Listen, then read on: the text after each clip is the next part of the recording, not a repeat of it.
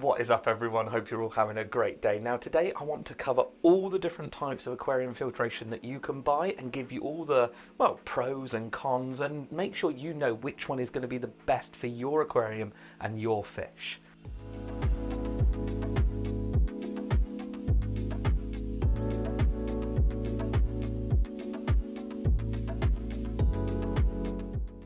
Now I want to start off by saying that aquarium filtration is one of the most important parts of your aquarium. It is, well, it's the heart, the soul, it keeps everything going.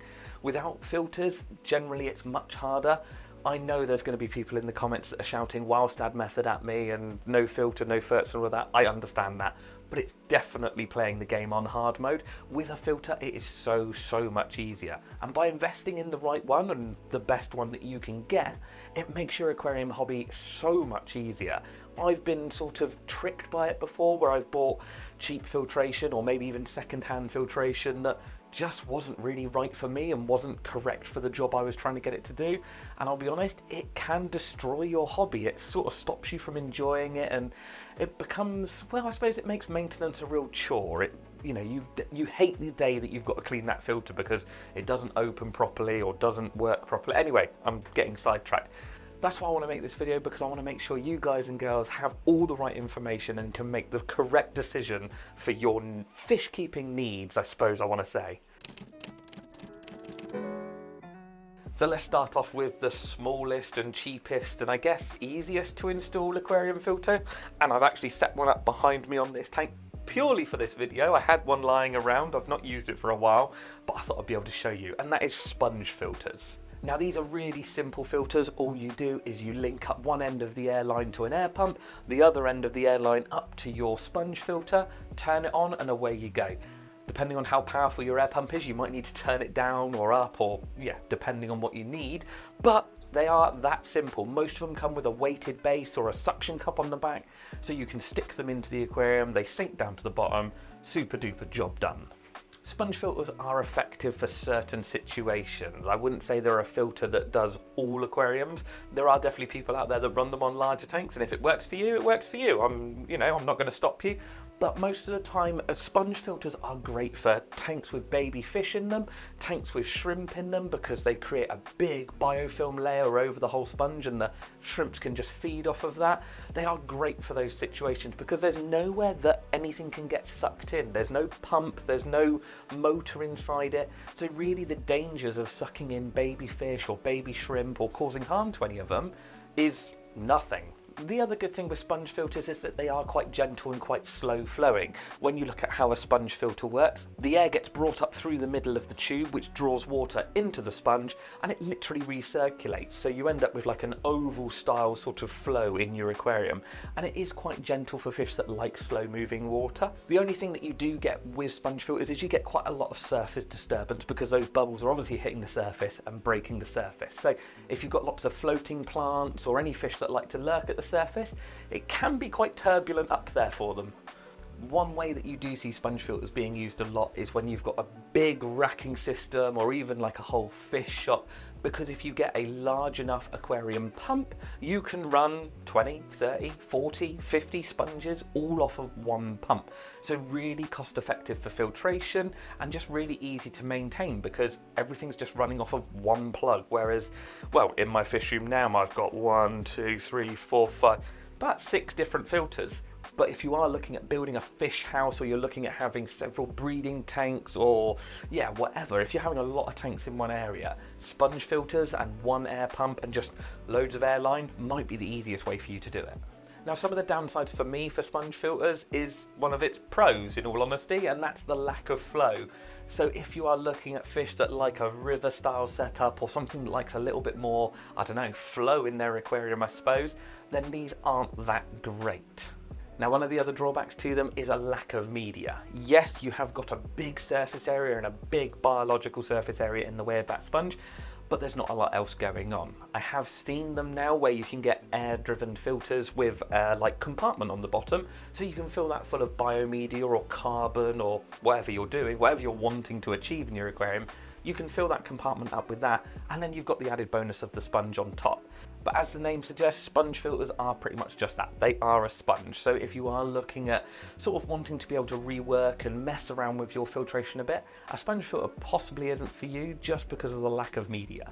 The last drawback that I can really think of is the fact that your sponge filter is inside your aquarium. So that takes up valuable space.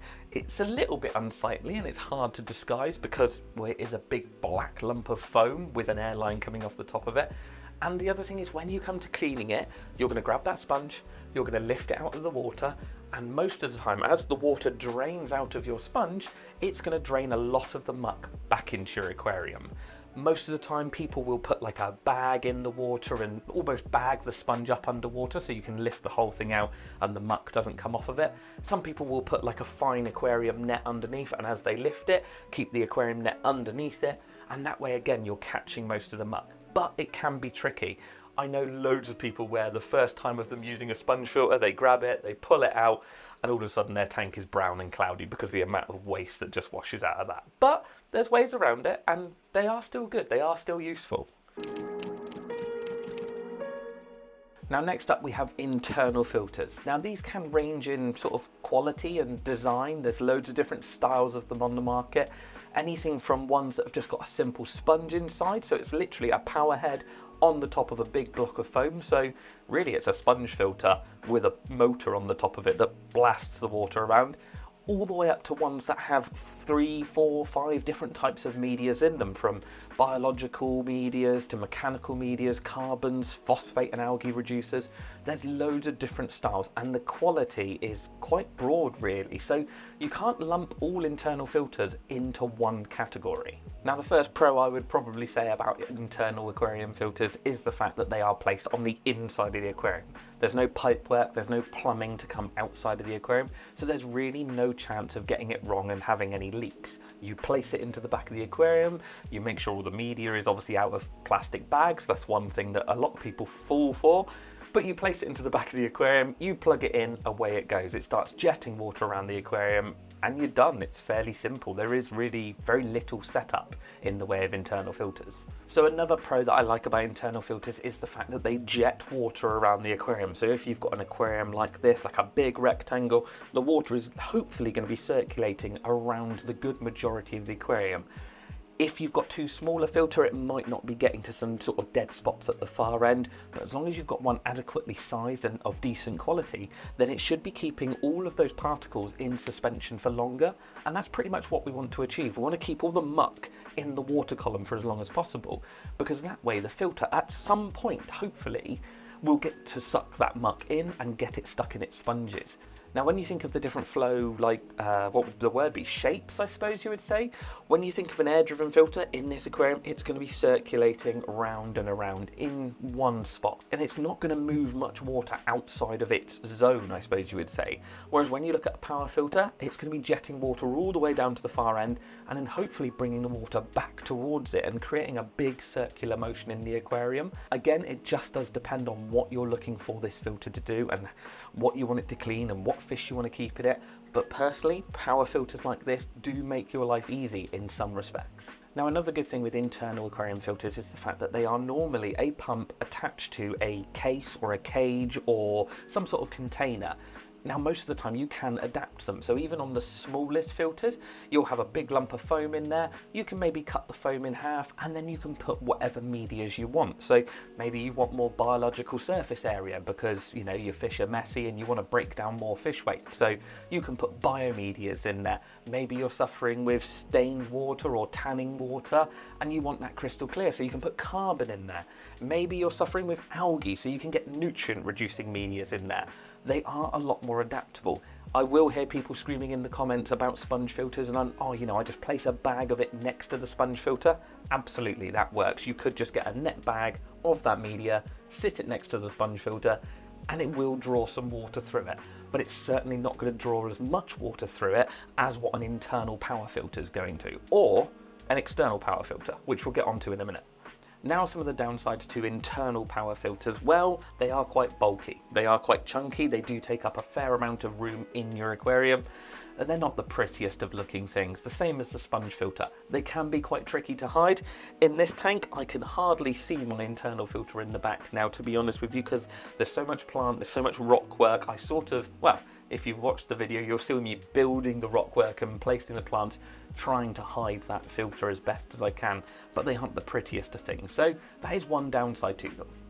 Now the other downside to them, very much again like the sponge filter, is, well, they're inside your aquarium. So when you come to clean them and you pick up that unit out of the back of your aquarium, as the water rushes out of it, some of that waste can drop back into your aquarium. Now there are some designs out there from some of the higher quality aquarium companies that mean the water stays in the filter when you lift it out. So if you've got like a cheap and simple one, it'll just have grills on the side, so when you pull it out, water rushes out of it.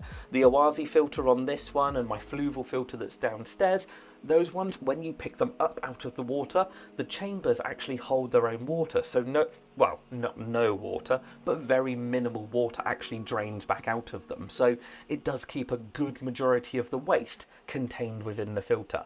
Like I say, there are designs out there. It just depends which one you like, which one you think is going to work for you, and yeah, which one you can afford, I suppose you would say. Now next up on the list we have the filter that pretty much runs 3 out of the 6 aquariums that are in this fish room, and that is a hang on the back filter.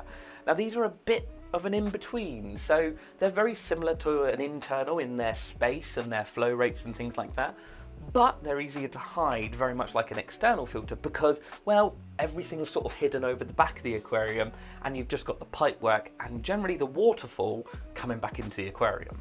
Now, as I just mentioned, the majority of hang on the back filters do return via a waterfall, so it's like a sheet plate of water coming into the aquarium. Now that does mean it's not as powerful as an internal with that jet nozzle going through the aquarium. It's just not as powerful, so you won't get as much movement and you won't get as much turnover with regards to picking up waste, but it's not the end of the world. They still work really well. Most of the time, hang on the back filters do have the same sort of capabilities as an internal filter when it comes to medias. So you'll find that you can put carbon in there, you can put biological media in there, you can put, I don't know, algae reducing stuff, you can put sponges, but as with internal filters, they can sort of change in their design. So some companies run on cartridges, some companies run on just having crates or cages that you can put media into. Everything can be adapted, you've just got to work out how to do it. With mesh bags or whatever, you can generally adapt these filters to do what you want them to do. Now, one thing to be aware of with hang on the back filters is they aren't, well, I find them quite easy to prime, but a lot of people struggle to get them to prime. Now, again, there's many different designs and many different ways of doing things. Some have the pump on the inside of the aquarium. The majority that I've seen have the pump on the outside of the aquarium. Now, generally you fill up that hang on the back case, you keep filling it up with water, turn the pump on once it's full, and generally it will prime itself. Now that's fairly easy if you're stood there and you're priming it. What happens when you actually have a power cut, or you turn off the filter and turn it back on by accident or whatever? They don't always self-prime, they don't always get themselves going again. If there's enough water in that case, then yes, in theory they should start themselves up. But in the event of a power cut, they are one of the ones that I find, well, doesn't always restart. So it is well worth being aware of that if you suffer from regular power cuts, you're either going to have to be checking on your hang on the back filters, or it might be worth looking at internals, externals, or maybe even sponge filters, depending on what's going to suit your needs. Now lastly, on hang on the back filters, I would say that even though they are rated to the same size of aquarium, and these aquariums are very similar in size, the dead spots that are in this aquarium with that internal filter pumping the muck around are next to none. There is hardly any dead spots in that aquarium, maybe in behind the plants and right in the back corners possibly. In this tank, even though we've got this open layer of sand here, the waterfall filter doesn't always pick up the muck, so I was ending up with a little bit of muck and a little bit of mulm in the corners where that waterfall just doesn't power the water around the aquarium. So I was having to siphon this one a little bit more. Now that I've put a little group of Corydoras in here, which are eventually going to another aquarium, but just wanted to store them in here as a bit of a quarantine for the minute, And actually, after putting that sponge root in there, it's actually moved the water around and it's actually made for a cleaner aquarium. So it's well worth it when you're putting a hang on the back filter, making sure the positioning's right so that the inlet and the outlet aren't overly restricted, and that waterfall can actually jet back into your open area and turn the water over. But other than that, they're okay. They're decent filters. They work. Now next up we come to external filtration, which is probably, well, it is one of the most expensive methods of filtration when you compare it to what we've already covered. And you can see behind me on the little bowl, we've got this little Oazi filter, which is like a tiny little one that does up to like 60 litres. Now most of the time external filters aren't that big, they're actually bigger, a bit more like this. Now this is a normal sized external filter. Well, I say that, this is a 407, Fluve will do a 3, a 2 and a 107, so yeah, but this is normally the thing you are presented with when you look at external filters, not that tiny little thing upstairs. Now the first great thing with external filtration is the amount of media they can hold. You know, when you look at how big this chunky thing is, it holds way more biological, mechanical, chemical, whichever filtration you want. And generally they're presented to you in like baskets, so the adaptability of it is amazing. You could fill the whole thing with sponges, you could fill the whole thing with biological media. It really does just depend on what you want to do with it. Now, talking about the amount of media you can house in an external filter, when you look at something like a 200 litre internal filter, you know, it's going to be that sort of size. When you look at a 200 litre external filter, it's probably going to hold double the amount of media, meaning you've just got much more room to play with and to adapt and to mess around. This, combined with most external filters having a higher flow rate than internals, it's a win-win. You're getting more media, more flow. Yeah, it is just a better option if you are looking for more media, more flow. But there are drawbacks. Now, before we get on to the drawbacks of external filtration, obviously with loads more media means it takes longer for them to block, so the flow rate maintains itself for longer. On an internal filter with just a couple of grills on the outside of it, those are going to block up really, really quickly. Whereas this thing has got so much sponge and so much media space that it should take longer to block up, especially if you've arranged your sponges in the right order. So catching large muck first, medium muck second, small muck third. You should find they'll last longer between cleaning. Whether you should leave it that long between cleaning is up to you, and it's whatever works for you. But it does mean that it is a little bit less labour intensive on an external filter. Now, the other cool thing with external filtration is the fact that they are a little bit simpler to hide. You will normally just have an inlet and an outlet coming in and out of the aquarium, which, placed behind some rocks, placed behind some plants, something along those lines, are fairly easy to disguise. And also they come from the top of the aquarium, you can cut them down, you can disguise them far easier than a big bulky internal filter. Some people will even buy glassware, so glass external filter tubing, so that, yeah, you've got a glass inlet and outlet set, or even stainless steel so it looks fancy. Again, they are a bit more adaptable and slightly easier to hide. So as for the drawbacks or the cons on external filters, well, the first one that I can think of is to a newcomer to the hobby, or even someone who hasn't used an external filter before, they can seem a little bit daunting and a little bit scary. Obviously, that is a big bucket of water outside of your aquarium, and there's a lot of bits and pieces and pipes and connections and things like that. Most of the time, if you take your time, read the instructions, find a decent YouTube video to watch to see how to install them, you'll get along absolutely fine. They seem way more complicated than they actually are when you open the box. It's sort of a little bit scary, but I'd say that's the first drawback of an external filter. As for other drawbacks, well, the water does leave your aquarium via pipes, and that does mean there is a chance of it leaking. Now, in my 20 odd years of being in the hobby, working, keeping fish, all of that stuff, I could probably count on 2 hands, maybe even 1 hand, the amount of times that an external filter has flooded. Not just me, but people I know. I suppose the last drawback is they are the most expensive type of filtration that we've talked about so far. Now, that's not the end of the world, because ultimately with this, you do get what you pay for. You are getting more media, you are getting more flow, you are getting a better filter that is going to keep your aquarium cleaner for longer. So yeah, I suppose it is a drawback that they are expensive, but as with everything in this world, you do get what you pay for, and they do make life easier. Now lastly, we come to a filter that I don't actually run at home. I have run them in the past, but that is sump filtration. Now, generally in the freshwater hobby, in my experience, these are quite rare, and certainly, yeah, they are rarer to find in freshwater aquariums, and they are generally sort of left for the bigger tanks, the ones with, I don't know, arowanas and stingrays and things like that. In those big messy fish, sump filtration is great for that. But as for your normal aquariums, your normal home aquariums, sump filtration isn't always that worthwhile. When we get into the saltwater side of the world, pretty much every aquarium over a certain size in the saltwater world has a sump, or, you know, there's a lot more equipment that comes with a saltwater aquarium. So having a sump is way easier. You can hide a lot more stuff away and, yeah, keep it a lot more organized. But we will discuss it in this so that you've got all the information that you need. The main problem with sumps, and we'll get into it, but you have to design your aquarium or even have your aquarium built with the sump in mind. So as I just mentioned, you do have to think about a sump, and it is a little bit more planning and a little bit more preparation. And I can already hear or see the comments now of people like, I made a sump for my aquarium, I drilled my own aquarium. Yes, you absolutely can do it. I have done it myself. But I would say most of the time, these retrofitted sump filtration systems, they don't turn out so good. I could probably say that in my experience in the shop and the hobby, probably 1 in 50, 1 in maybe 100 people who try to retrofit a tank with a sump and they mess around with it. They don't generally get it wrong, it works, but there's always a problem with it. It will be noisy or gurgly, or they can't run as much water through it as they wanted to. They can't buy a big pump because the pipework's too small. Once you start looking at building your own weir box, you start looking at building your own overflow, you start building your own return. Trying to build a sump onto something that's already existing is hard, especially if you're looking at the cabinets, because most cabinets without a sump are designed with a big middle partition that's part of the structure.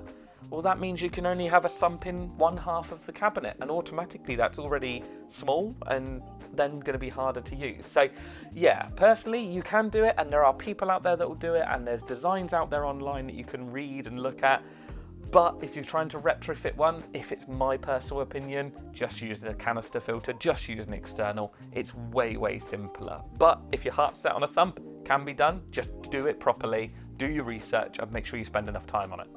But all of that being said, sumps do have their place in the hobby, and they are brilliant. When you look at a tank like this behind me, what's this, a couple 100 litres-ish. Now, if you were to have a sump designed and built for underneath this aquarium, you could have a 100-litre sump down there, which would mean automatically your water volume has gone up. So the fish waste is less toxic, the amount of food you put in is less of a problem because there's that extra water volume there to cope with any excesses, essentially. The other good thing with sumps is on a 100-litre sump, there is so much room for media, there is so much room for sponges. You can put even your heater down there. Yes, some external filters do come with a heater built in, but you can then manage it better because you've just got so much more room to mess around within a sump. Now, there are some disadvantages to having a sump. I would say to newcomers, they're even worse than an external filter because a lot of the plumbing is hard plumbed in with glue and you're actually having to put elbows in. And again, you've got holes drilled inside your aquarium. And as a newcomer, you just think there shouldn't be holes in my aquarium. There should not be any drilled holes in my aquarium for water to leak out of.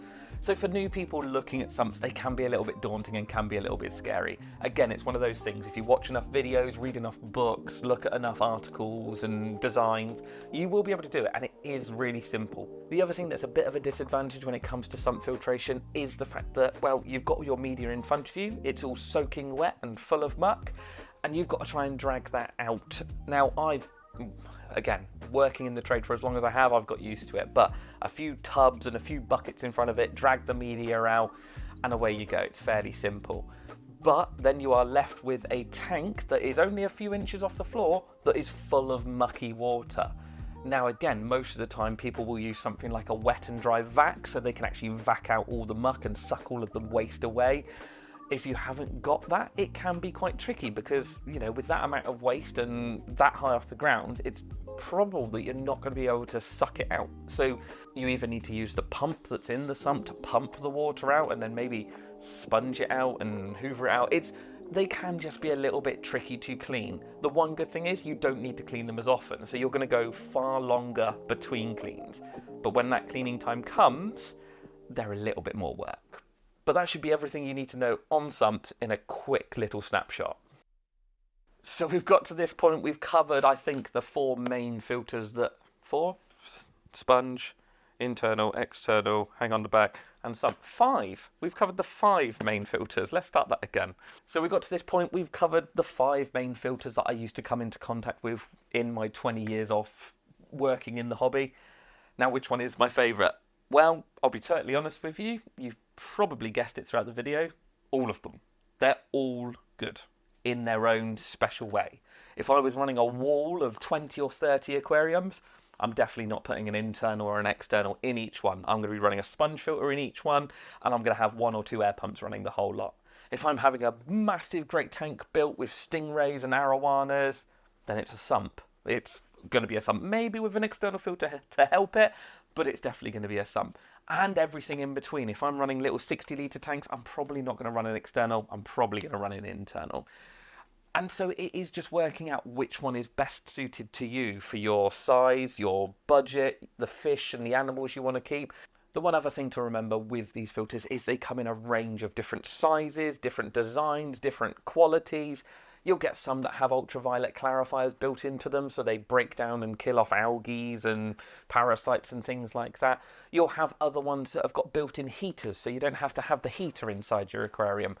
Again, it is just looking at reviews online of different brands, looking at people's different experiences and finding out which one is going to best suit your aquarium. There is no wrong or right answer to which filter is the best. There's never going to be. They each have their own specialities and their own little niche parts of the hobby that they excel at. At least this video hopefully has given you the information to tell you which one does what, in what situation and what circumstance, and you now know which one you're looking for your next aquarium, or even your existing aquarium. Now that I'm finished with the video and you've hopefully got all the information you need, I'm going to be turning this into a bonsai tree. Yeah, I'll see how that goes. Look, it's got quite a shape tree to it. I think it's going to be alright. Got to do that in that tank over there. So, well, watch out for that video in the coming weeks. I suppose if you're watching this in the future, you can probably already go and find it on my channel. It's my first bonsai tree aquarium is probably, well, something along those lines. Anyway, I'll see you in the next one.